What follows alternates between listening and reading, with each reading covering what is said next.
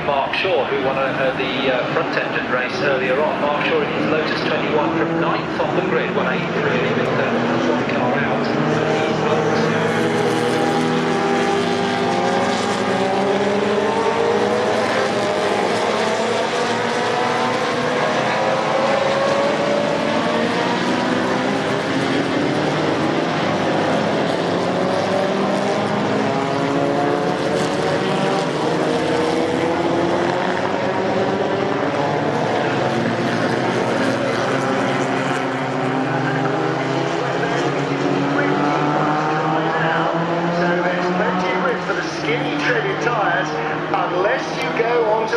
Onto the curbs, in which case all bets are off. But that is an excellent start. There he is, car number 99 comes ahead of the BRM, so Andy Willis giving chase through the Beckett's S's and out through Chapel Curve onto the Hanger Straight. But the leader, Charlie Martin, and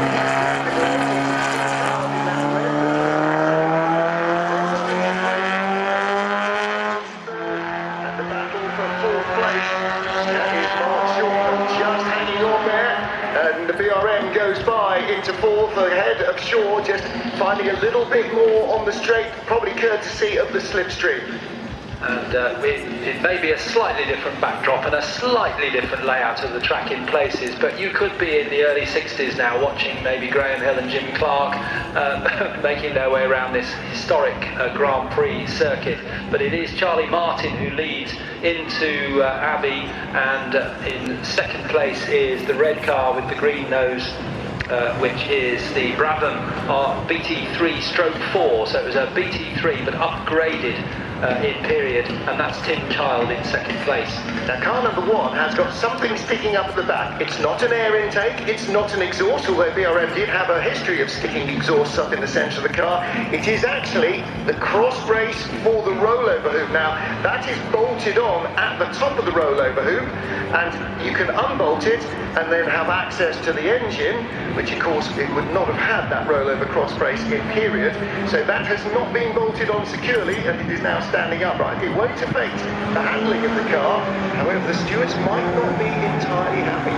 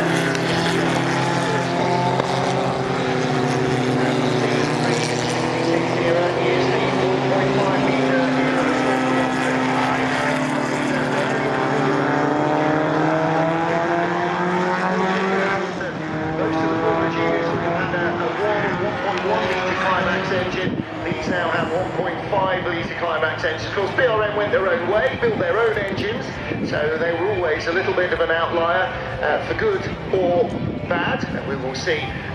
The most outlying Formula 1 engine probably of all time in the BRM V16, which will be demonstrated shortly after the end of this race. Meanwhile, the number 1 car of Andy Willis is still in 4th place. There's the 99 Lotus of Mark Shaw, started in 9th place, and as you said, Alistair, he made an electrifying getaway. So we've got some real classic 1960s British colours here. The green Lotus with the yellow wobbly wheels, and with the orange noseband, the BRM. And those two cars running those little 1500cc engines, the two leading cars actually running the 2.5 litre engine, which was often used in the Tasman series down in the southern hemisphere in New Zealand and Australia, which was actually really a proving ground and a sales area for these teams, because they would take the cars out there in the winter.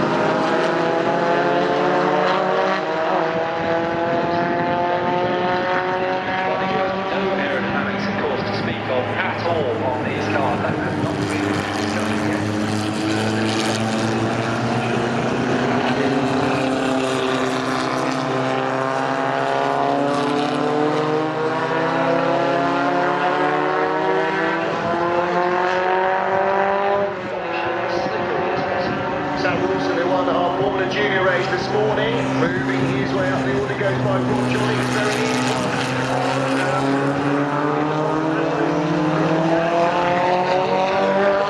So a lot of these drivers really leading from car to car. Wilson now is car number 18. That's the fastest 18. So that is a car.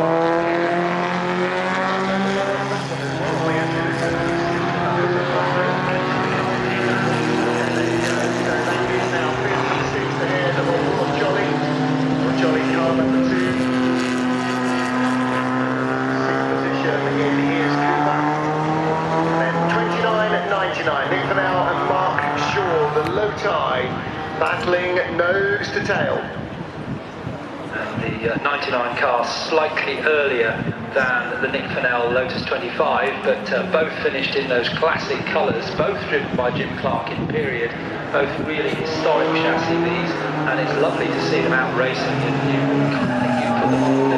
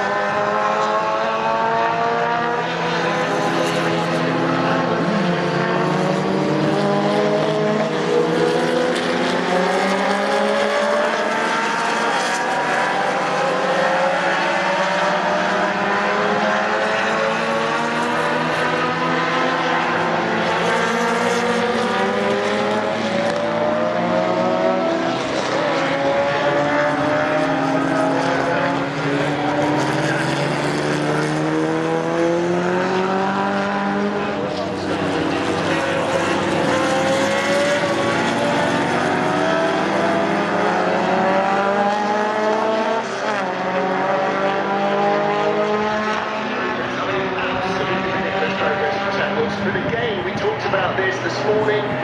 The cars that they were driving, he was driving this morning, essentially very, very similar indeed. Now he's checking his mirrors, nothing much behind him, because here is the battle. Vince McCarthy in number 18, Rob Johnny car number 2.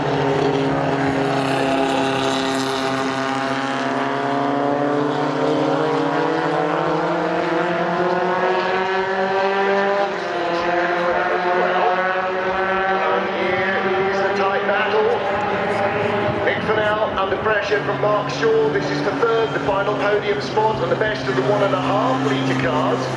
Tasman cars and Charlie Martin.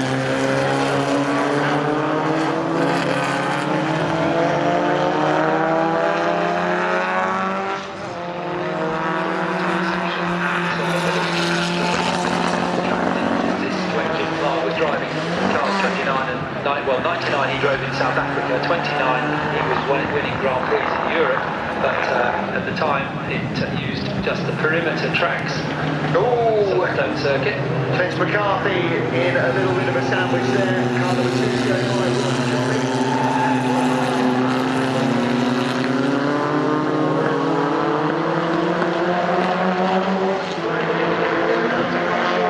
The Lotus 18 looks like a much more powerful car.